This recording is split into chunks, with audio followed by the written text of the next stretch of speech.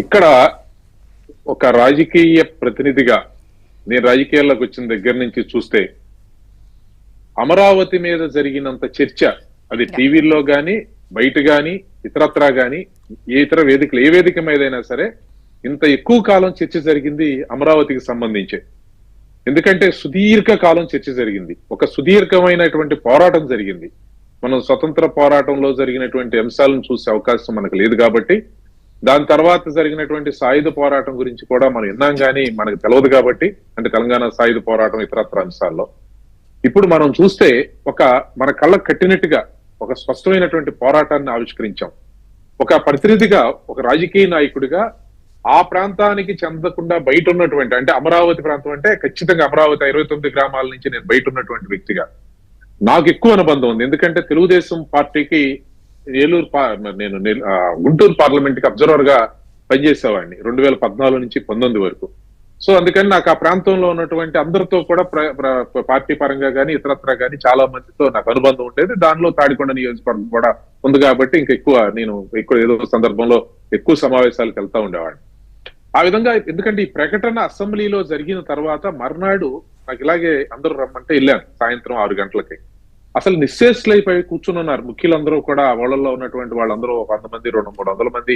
ఇలా ఉంటుందా? ఒక రాజధానిని ప్రకటించిన తర్వాత ప్రభుత్వం అనేది నమ్మించి తీసుకున్న తర్వాత మా పొలాలు మేము ఇస్తున్నామని చెప్పి రూపాయి తీసుకోకుండా ప్రభుత్వానికి ఇచ్చేసిన తర్వాత అసలు ఇది ఇక్కడ రాజధాని లేకుండా మార్చేటువంటి అవకాశం ఉందా అని చెప్పి చర్చ వచ్చింది. నేను ఈ అంశాన్ని చాలా సార్లు చెప్పాను. ఆ సందర్భంలో కేంద్రంలో ఉన్నటువంటి వారితో కానీ ఇతరత్ర కానీ చెప్పాను. ఇది ఆంధ్రప్రదేశ్ కు మాత్రమే పరిమితం కాదు ఈ రాజధాని మార్చడం అనేది.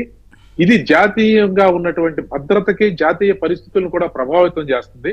ఒక రాజధానిని మార్చేయొచ్చు అని కనుక రాష్ట్ర ప్రభుత్వం నిర్ణయం తీసుకోవచ్చు అనుకుంటే అది ఇక్కడతో ఆగదు. ఇది కనుక ఇది సక్సెస్ అయితే భవిష్యత్తులో అన్ని రాష్ట్రాలలో ఈ సమస్య వస్తుంది. కేంద్రంలో కూడా సమస్య వచ్చే అవకాశం ఉంది. ఎవరు ప్రధానమంత్రిగా అయినటువంటి ఆయన తీసుకెళ్లి మా ఊళ్ళో పెట్టుకుంటామనో లేదా మా రాష్ట్రంలో పెట్టుకుంటామనో మొదలు పెడితే అది రాజధానిని నిర్ణయించేది రాష్ట్ర ప్రభుత్వాలే అయినప్పుడు, అంటే రాష్ట్ర ప్రభుత్వం మారినప్పుడల్లా రాజధాని నిర్ణయించుకోవచ్చు, అది వాళ్ళ ఇష్టం అని చెప్పి అప్పుడు వేసినప్పుడు అఫిడవిట్లు వచ్చినప్పుడు కూడా నేను చెప్పాను. ఇది రాష్ట్రాల యొక్క సమస్య కాదు, జాతీయంగా కూడా పరిమిస్తుంది. ఇది ఆంధ్రప్రదేశ్ కి పరిమితం కాదు. దీని మీద అవసరమైతే చట్టం స్పష్టంగా చేయాల్సిన అవసరం ఉందని కూడా చెప్పాను. ఇది నిజం కూడా.